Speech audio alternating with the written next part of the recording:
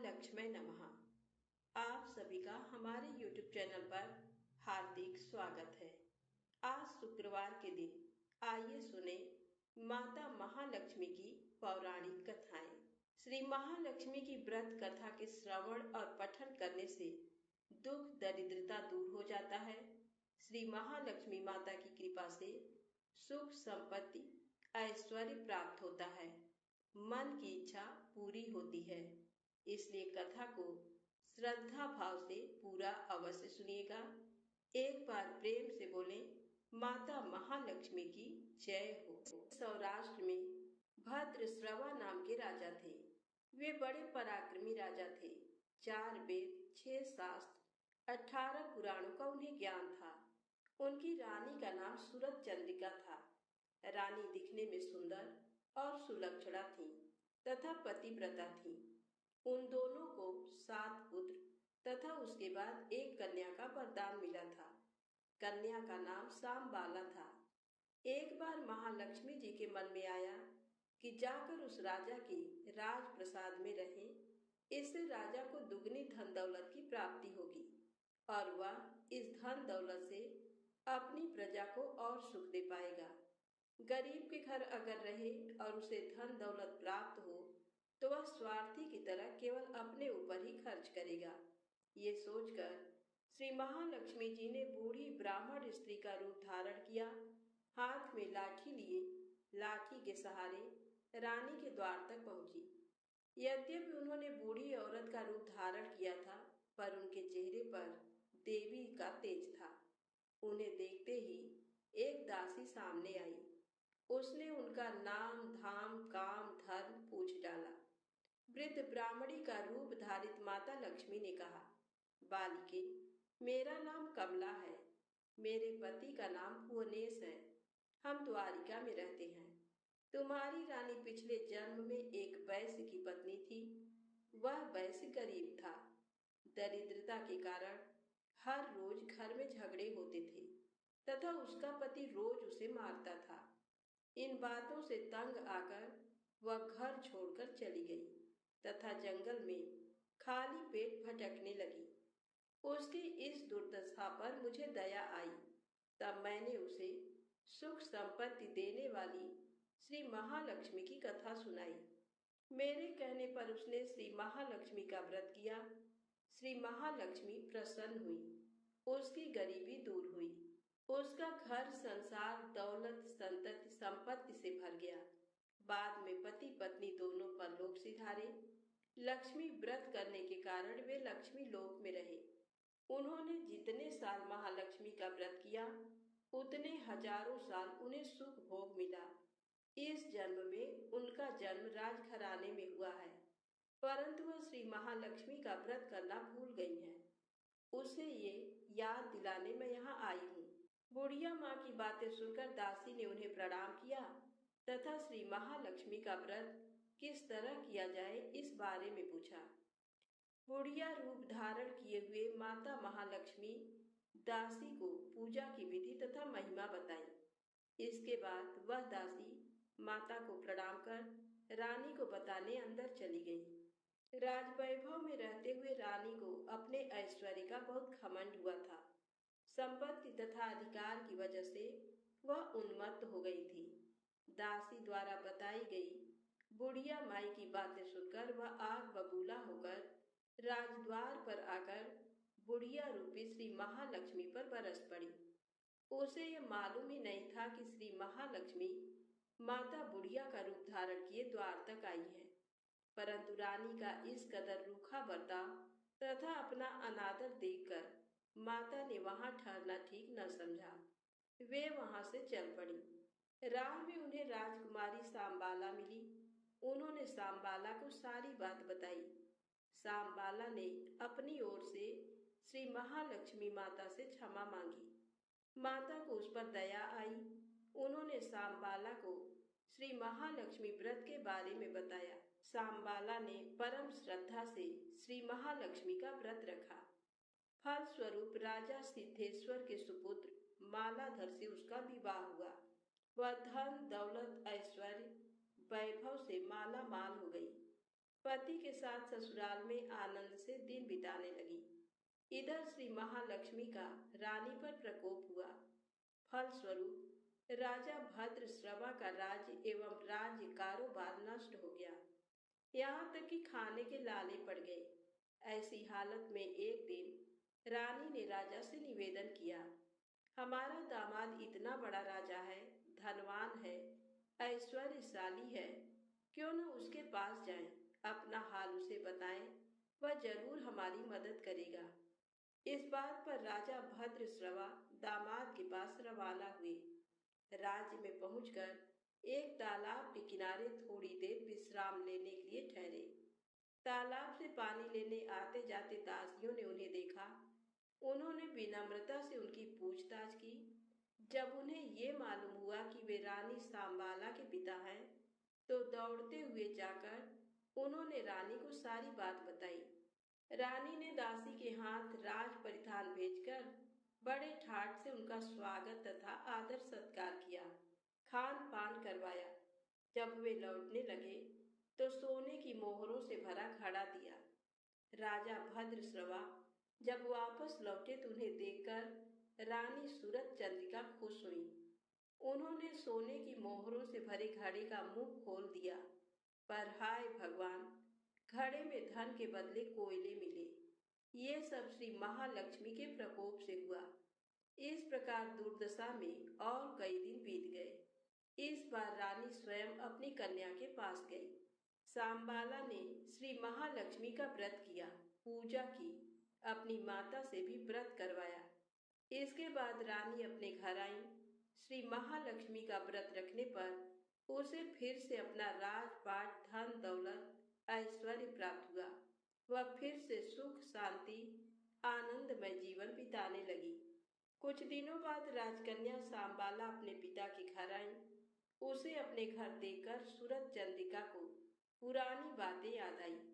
ये कि सांबाला ने अपने पिता को घड़ा भर कोयला दिया था और उसे तो कुछ भी नहीं दिया था। इसी कारण सांबाला को पिता के घर आने पर उसका कोई आदर आतिथ्य नहीं हुआ, बल्कि अनादर हुआ। पर उसने इस बात का बुरा नहीं माना। अपने घर लौटते समय उसने पिता के घर से थोड़ा नमक ले लिया। अपने घर लौटने पर उसके पति ने पूछा, अपने मायके से क्या लाई हो? इस पर उसने जवाब दिया, वहां का साग लाई हूं। पति ने पूछा, इसका मतलब क्या हुआ? सांबाला ने कहा, थोड़ा धीरज रखें, सब मालूम हो जाएगा। उस दिन सांबाला ने सारा भोजन नमक डाले बिना बनाया और परोसा। पति ने खाना चखा, सारा खाना नमक बिना था, इसलिए स्वाद नहीं आया। फिर सांबाला ने थाली में नमक डाला, इससे सारा भोजन स्वादिष्ट लगने लगा। तब सांबाला ने पति से कहा, यही है वह मायके से लाया हुआ साग। पति को उसकी बात सही लगी। फिर वह दोनों हंसी मजाक करते हुए प्रसन्न चित्त मन से भोजन करने लगे।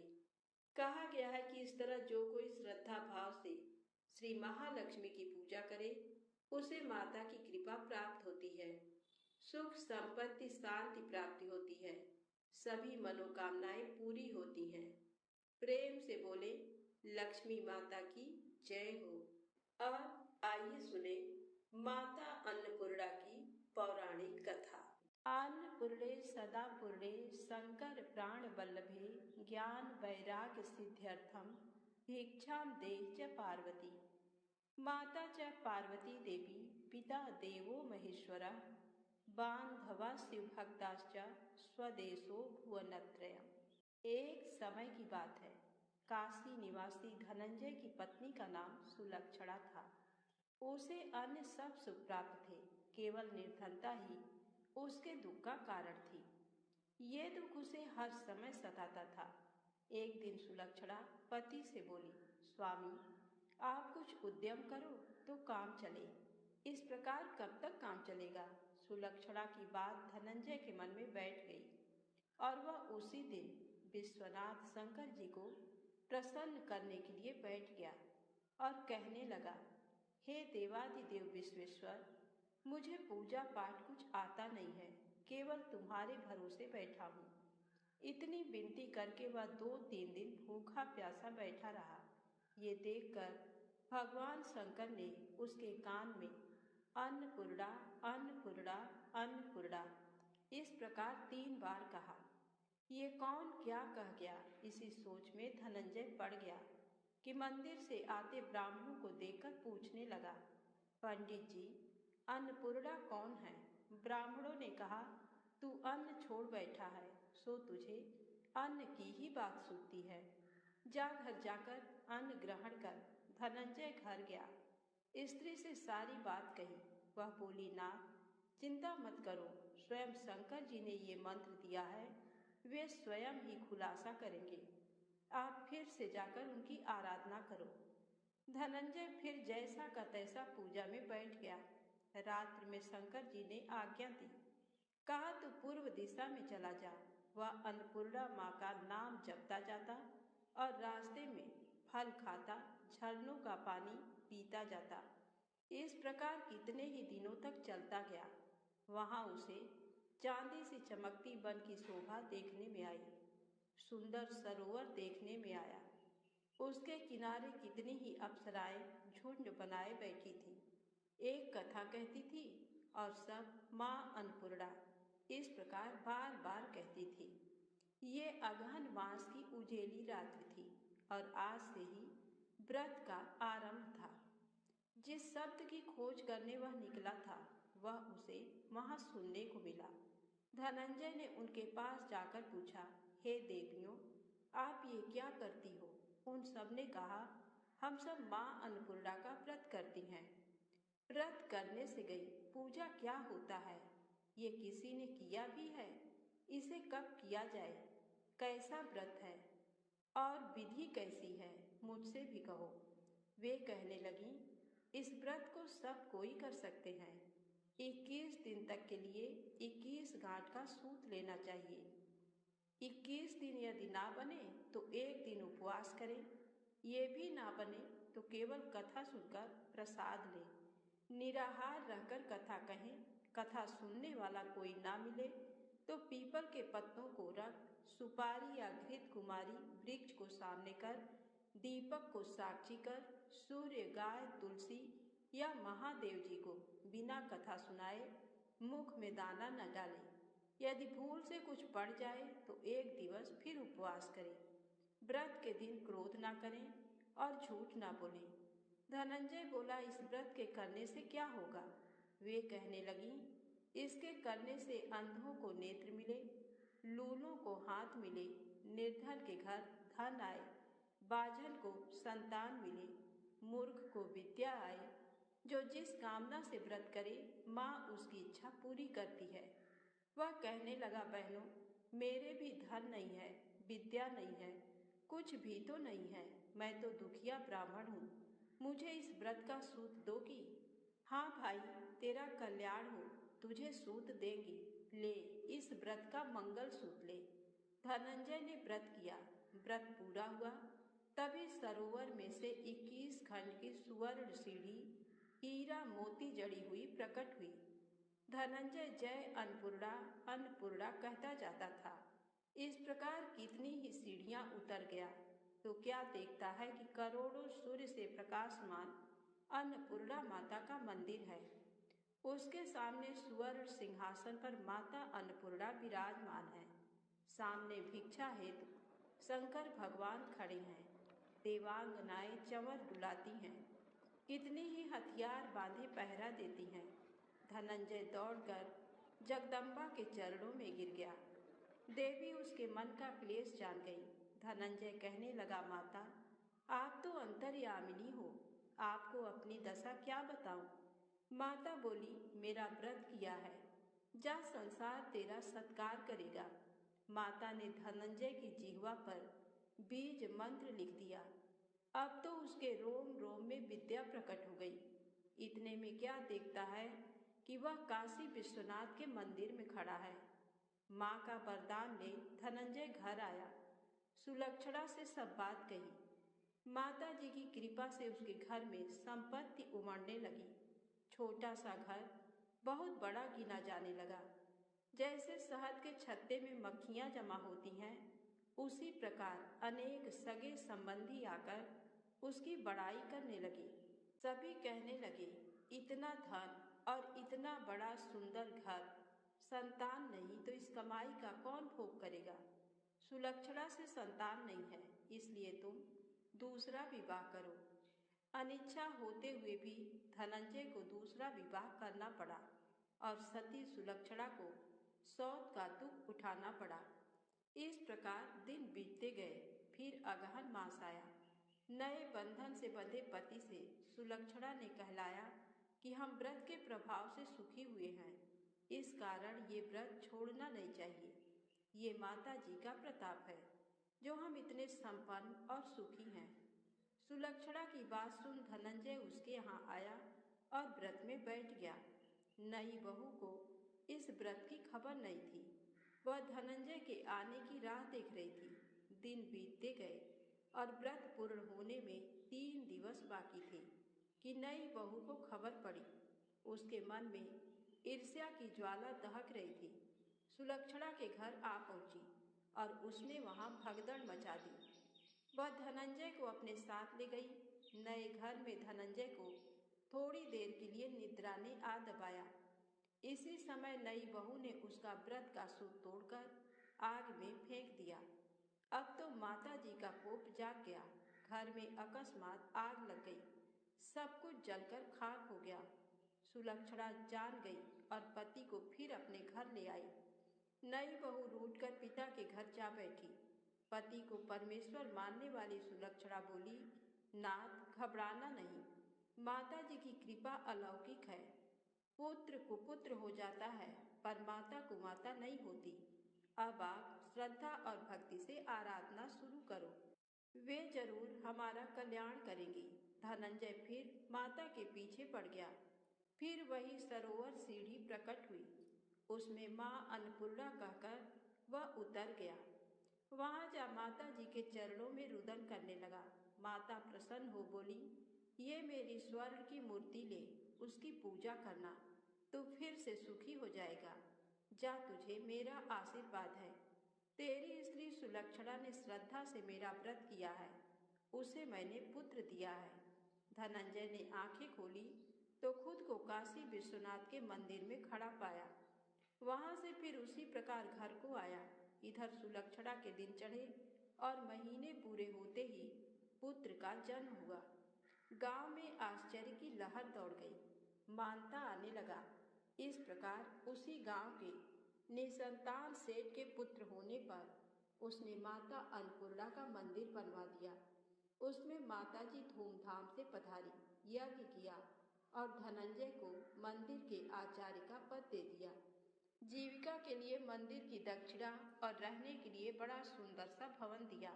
धनंजय स्त्री पुत्र सहित वहां रहने लगा। माता जी की चढ़ावे में भरपूर आमदनी होने लगी।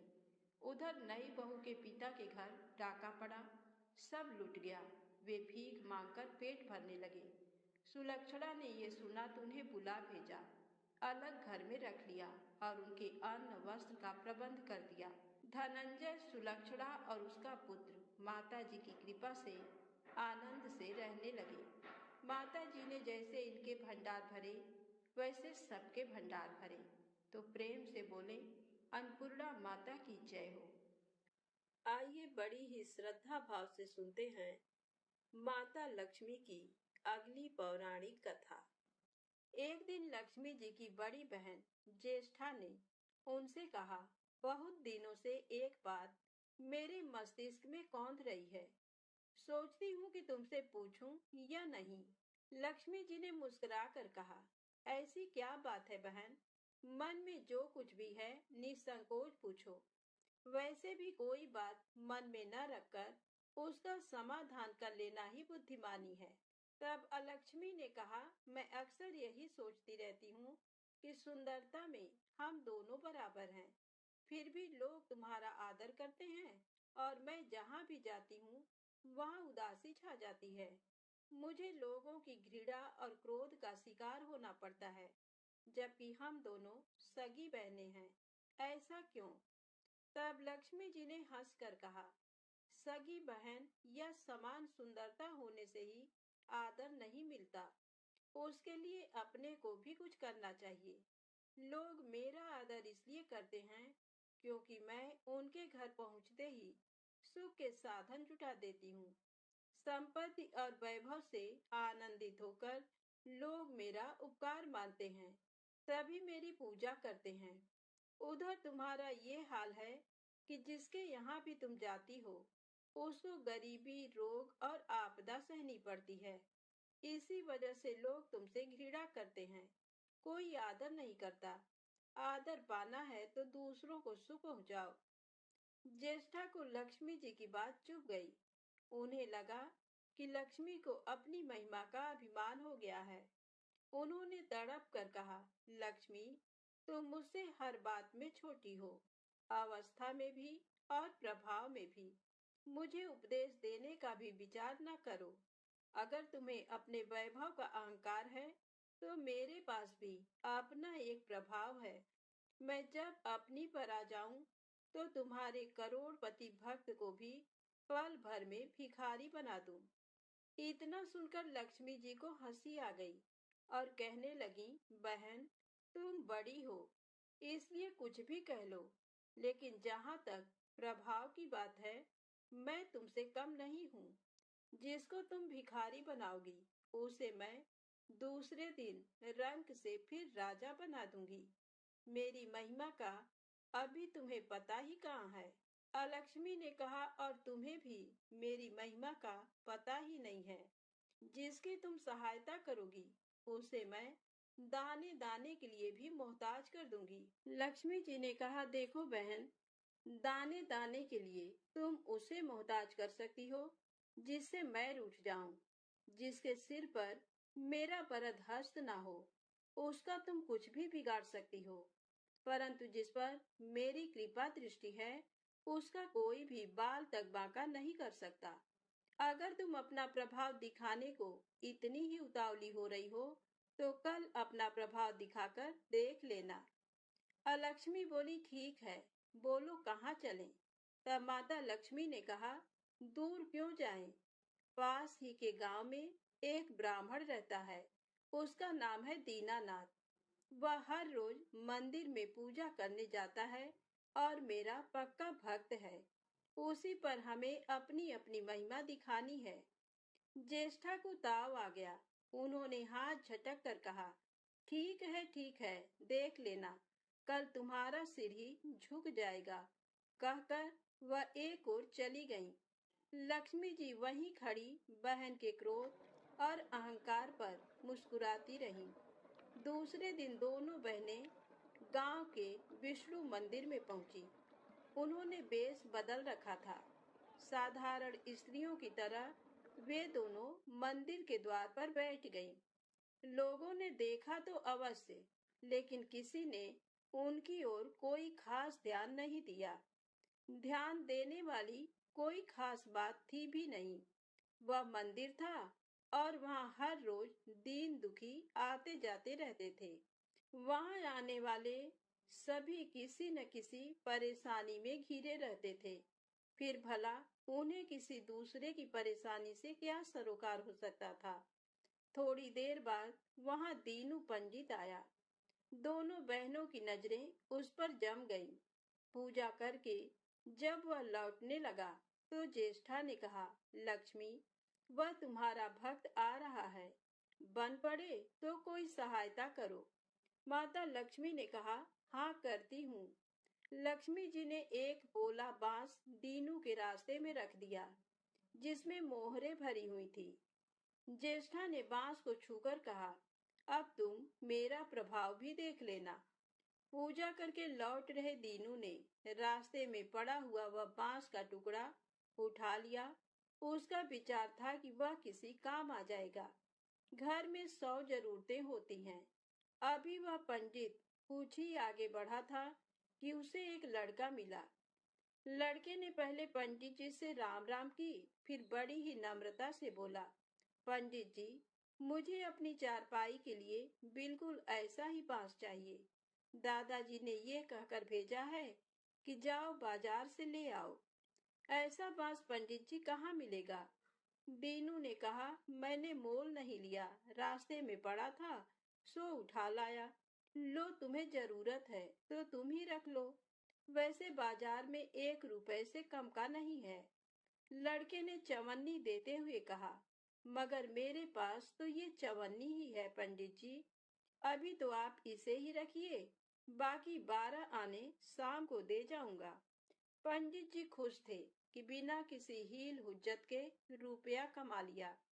दीनू पंडित ने चवन्नी लेकर बांस लड़के को दे दिया और वह चवन्नी अपनी डोलची में रख दी।